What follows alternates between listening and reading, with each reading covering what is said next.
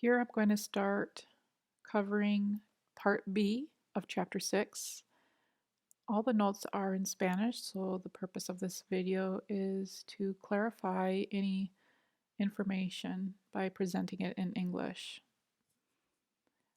Here in this part, we are going to determine if an orthographic written word needs an accent mark.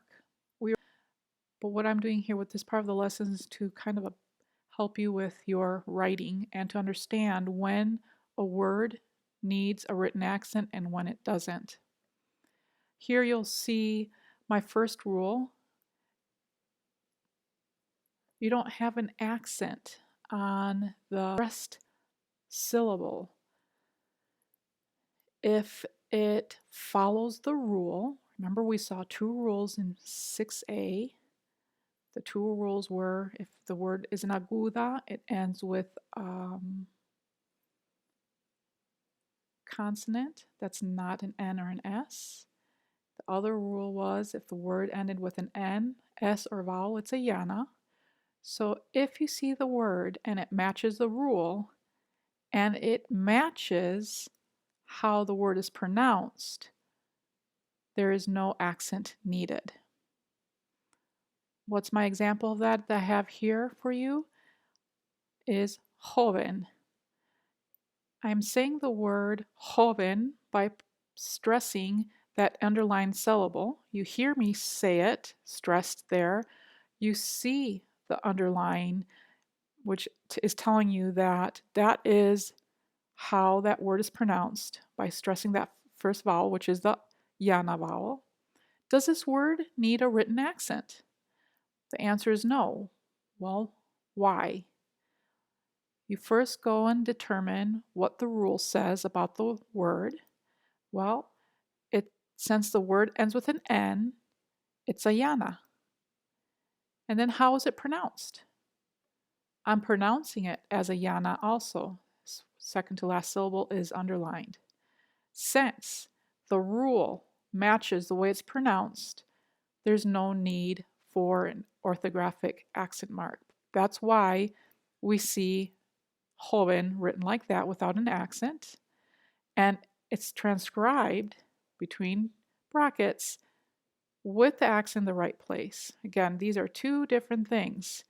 Phonetic transcription will always need its stress to mark how to help someone pronounce the word, and also you need to know how to write the word out, which is one of the main struggles of language learners, Spanish language learners. The second rule that I have here is yes, you do have an accent mark on the written word on that stress syllable when the rule does not match the pronunciation. The example that I have here is árbol. I'm pronouncing it as a llana, 1, 2. You can tell by the underlined syllable. But what does the rule say? The rule says, since it ends with a consonant that's not an N or an S, it's an aguda. That means the stress should fall on that last syllable, this one. How do we pronounce it? But we're pronouncing it as a llana, so there's a mismatch.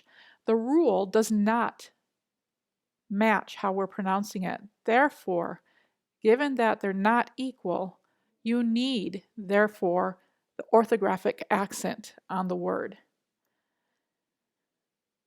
Simple as that.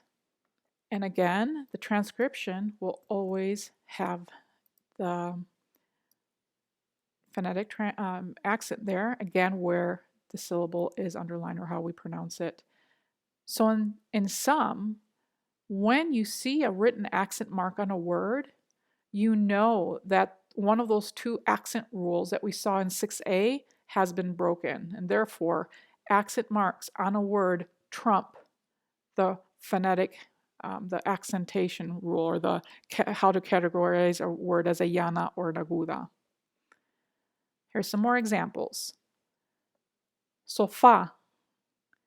I'm saying the word with the stress on the last syllable, That means it is aguda. What does the rule say? Well, it ends with a vowel. That means it's a llana. How did I just pronounce it? I pronounced it as an aguda. Therefore, I have a mismatch between pronunciation, because I'm pronouncing it as an aguda, and what the rule says, which says it should be a llana. Therefore, I do need an orthographic accent on the word, like I see here, to override that rule. Next, I will show you some handwritten examples of what I just did. With this video, I'm going to show you the work that I present in the chapter regarding when an orthographic word needs an accent or not. The first example that I show you is joven. The stress is on the second to last syllable. That is, if I transcribe it, I'm already telling you that the stress is there, and so we know that the phonetic transcription looks like this.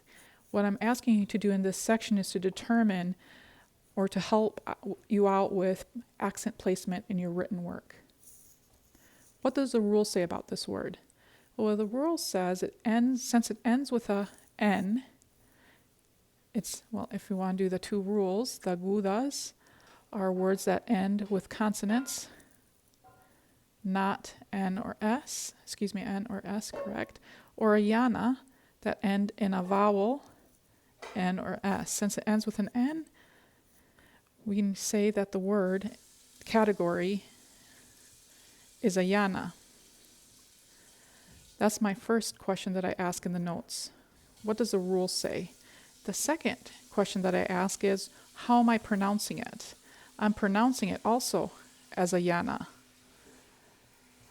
If the two match, word category, or the rule, and the pronunciation, then this orthographic word does not need a written accent. The next example that I use in the notes is árbol.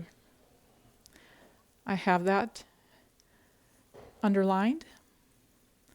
The phonetic transcription would look like this, because it's automatic. You know that that's how I'm pronouncing it. That's the phonetic transcription. We use a different color. What does the rule say about this word? Well, the rule says it ends with an L, ends with a consonant. Therefore, it's an aguda. That is the rule. How am I pronouncing the word? That's question number 2. Question number 2 is actually, I'm pronouncing it as a llana, 1, 2, which is the pronunciation. Since these two do not equal each other, that is when I know that the orthographic word is going to need a stress. Basically, undoing this rule and telling you to undo that rule and make it sound like how it's supposed to be pronounced. Fa. In the notes, I show you that it's stressed there. So that means the phonetic transcription